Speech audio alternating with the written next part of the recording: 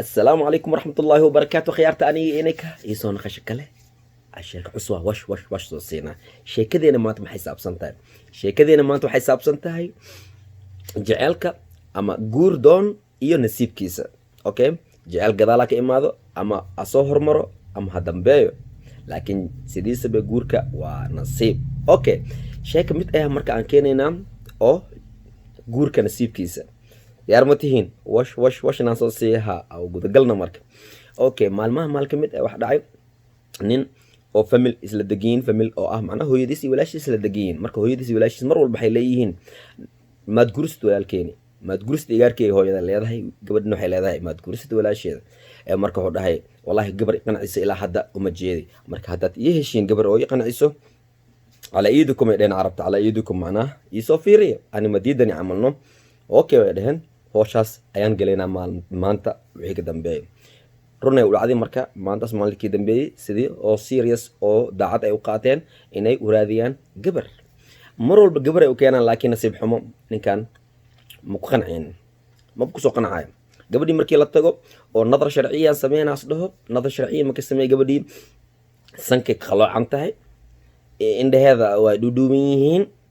kalarka oo dhaxda ku jirto adiga reason ama sabab mar walba soo dejina was dhahayo oo gabadhan مي قنعين كم قنعين جبران ريزين كنا مربح لسه دجنا وجيجذا دوين هاي وجيجذا وبلارين هاي إن ده هذا وجيجذا وكلوين هاي سامها تنتهي كلر كيس مكهلين مسانه دلتي قرب هذا دوان ويجابن تهاي مدارو ويدار تهاي در كذا إذا مثلا أذيك ريزين لين كاس كنا مرور إلين نصيب كي مشى ولي كما سودا معنين إلا صدنا جارتي صدن قبلود oo marwab la doono nadar sharciye markay soo sameeyba ninkan ma ku soo qanacayba ma aha ta raadinayo marka igi sida ay u jeedaan gabadhii hooyadii marka gabadh waxay dhahday special gabadha walaashiis ah waxay leedahay waa kaasi walaalkay laakiin gabadh oo gacantiisa isku subsid amal asrawa amalno in dhirkeeda kalarkeeda wax walba in is perfect ah indhaha ugu qurux badan ay lahaato sankii ugu qurux badnaa in lahaato faruurihii ugu qurux badnaa يعني واحد بدأ دلبه هو لكن ستيل مرج دقن فملك يعني هو يدا iyo gabadh oo walaashiisa maraj dhigan inay keenan gabar oo muwaasafaadka ama sida dalabkiisa as u rabo inay soo helaan ayay xooga saareen adiga maalmaha maalka mid ah midii ayaa gacanta soo gashay oo sidii asrabi oo macnaa ayaga ay qiyaaseen because mar walba oo gabar ay u tagaan ama gabar ay soo helaan wuxuu leeyahay sankeeda saan isku qaluucsan yahay macnaato waxay ogaadeen inay gabadha ay rabaan in sankeeda saasan ahaado asi mulay saana rabaa kan ajiimi gacanta lagu soo geliyo aad ku soosid marka asigi marka taasa ka dhaadhacsaneed ilaa wiligiis ma guursanin first time oo marka uu hore as guursanay ayay tahay marka qiyaaskii ama sidaas raw ama TV waxyaabaas ku arko tan intay ku qurux bantahay saandi ahlad waxaas dhan isku keenay amal waxyaabo adiga oo yaab leh raadinooya ilaa nasiibkiya wadaninkan oo guurka okay maalka mid marka gabadhii walaashiis aad iyo hooyadiisa sidii gabdhii u raadinayeen waxa gacanta u soo galay gabar oo sidii asraay macna gabar qurux badan ay soo heleen maanta iyagoo faraxsanayo maadeen walaalkeeni maanta waxaan ku soo helnay gabadha aad raadinaysay si amal tinteeda saas ah kalarkeeda saas ah quruxdeeda dhirirkeeda joogeeda waxeeda wax iyo dhan soo wada subhanallah ilaahay u dhameystir qurux ayaan ku soo helnay waxa dhaleen familkaas ay ka dhashteen ibn Bilo bin Mukhtar bin Fulan ayaa dhalay gabadha marka hadda Faaduma la dhahaa magaceeda Faatimo magaceeda waxa dhalay Bilo bin Mukhtar bin Fulan dhalay okay bin Mukhtar bin Fulan kaaseti anan hada jaanas ma ku hayno nadar sharciida kaliga inaad tagtid taraay garay anaga ku maraac karno waxa sameynaysaa aad rabtid asiga markii loo sheegay waa kala babati ninkan wuxuu joogsaday macnaa ani haddaan barwaana soo arko shooq ay gilisan shooq waxa la dhahaa macnaatu hamuun inaan arko ayaa damac weyn iga jiro gabadhan saan igu faaliseen oo taana rabi intii horteeda la soo doonan ama intii oo liga oo laga hormarin ani qoftaanit waqti badan raadihay sida aan rabi waa kaste macna qoftaasit iyo tilmaam adiga noogta dhula carabta iyo wax sida Yurubta amal ma aha oo adreeska number ka gacanta la iska saaray ma jiro marka waa loo tilmaamay xaafadii wixii loo tilmaamay xaafadii loo tilmaamay maxamed xaafadii marka astaga iyo magaciin heblo bi mukhtaarkii wixii soo marka marka waa baxay meeshii astagi waqti markii xaafadii asgalay oo lugta asgalay marka waxaas la kulmay salaad casr aadaankiisa casr al-aadin marka waxaa okay masaajidka gal masaajidka duko casrta marka casr dukatid kadib le raadi gurigii macnaa oo Faadimo ay degneed ama filmkeeda sida doonatid ama nadar sharciga sidii aad ku heshid okay marka sidii waxa sameeyay masaajidkaas ka soo baxay masaajidkaada dad uu soo wareystay heblo bin mukhtaar bin fulaan meel ay degan yihiin meel ku sheega adiga meelahaas ay degan si loo tilmaamay qofa marka adiga maqlay magacii adiga waa ka tagi odagii soo raadinayo المهم gurigiisa tilmaamay bin mukhtaarkii magacii rasmiga odayga mahaya laakiin familka aska dhashti last name ka dhahan ingiriiska as haya anyways magaciisa sameeyay magaciisa soo raacay meeshii gurigii loo tilmaamay waa ka soo guriga albaabka soo garaacay guriga ma noos dhahay albaabkii soo garaaco albaabkii garaacay albaabka laga furay odayga ka furay marka uu dhahay yaa tahay ani waxaan ahay waay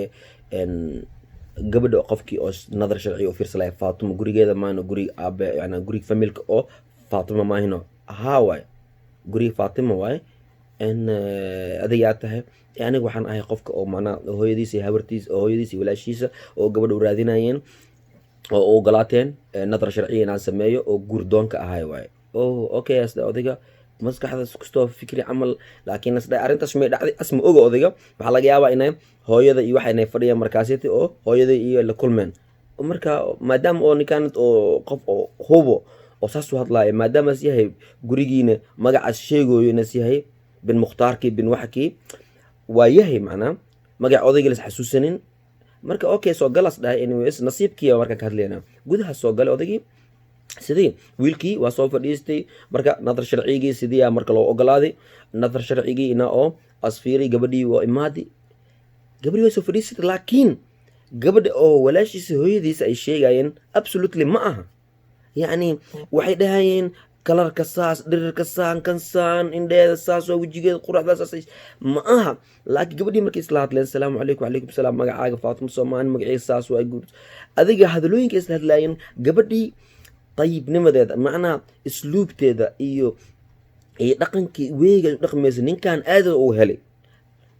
helay waa ka dhax baxdi maayna qalbigiisa adiga subxaanallah waa u sharaxmay gabadhii woo ka helay macnaa wuu ku farxay يعني الحمد لله gabadhii ku farxay oo gabadhan khalaas waaye guurka shimay dhigayna waxaan dhigayna khalaas diyaaran ah aan ogolaan waa raali aan gabadha aan aad iyo aad boqolkiiba boqol ku qanacsanahay gabadhan inaan guursado oo mugta okay maxamed waa soo baxay xaafid markuu soo laabtay hooyadiis walaashiis oo dhahay labadiinas dhahay sheekada si aad igi sheekeynaysan gabadha ma aha absolutely laakiin ani gabadha waa ku qanacay tamaaman gabadha aad sheekeyseen laakiin iyo qoftan labay kala yihiin tinti kalar indhaha waxaad sheegayseen dhirsankii afkii faruur wixii sheegaysa absolutely ma laakiin dabeecadeeda aniga aad iyo aad qalbigeeda aad ugu helay weeyga hadlays isluubteeda deganaanteeda waxay dhan aniga boqolkiiba boqol waa ku qanacsay laakiin quruxda sheegaysa iyo kalarka iyo sunuucyaalka sheegayseen ma aha qoftaas si camal dhan yani waxaan ku sheegay dhan waa sax sidaan ku sheegayna ayaa wax u jiraan yani way isfiireen hooyada gabadha ay dhahan si wax wada ma ogin macnaa حتى قبلي سي أو شاكني مو أركوين كان بحيك خلد موجي ما دام أوكي أصدها خلاص الحمد لله ما دام أصقل هذه وخلاص خفت وكون أحسن أصدها أذكر سنة حلال الله وإلهي أرزاق أولاد خير خبت لك سيس أوكي وش بينكم رأينا هدية نجي هنا on بلمينا وقتجي وحيل دي ولا هاي مهركي وحيل أنا بلمينا إما دو وقتجي وقتي أوسو دو وقتجي أودو أنا قبسنا بري بلا كده وإما لنا بلمين المهم جوري مركيتين وحيدين guriga marka hadda koor gabadh aan tagayn kam ma aha si wax wada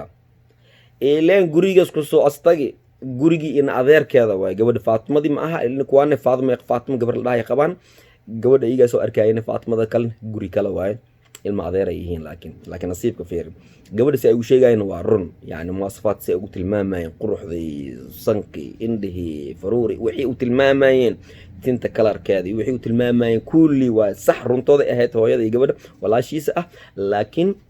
nasiibkiisa albaabkan kale nas garaaco oo gabadhan as doonto noqday gabadhii subxaanallah nasiiba ilaahay isku qadaray macnaa meesha markay tahay hooyadu waxay dhaheen gabadhii aan soo aragnay tam ma aha markii gudaha ay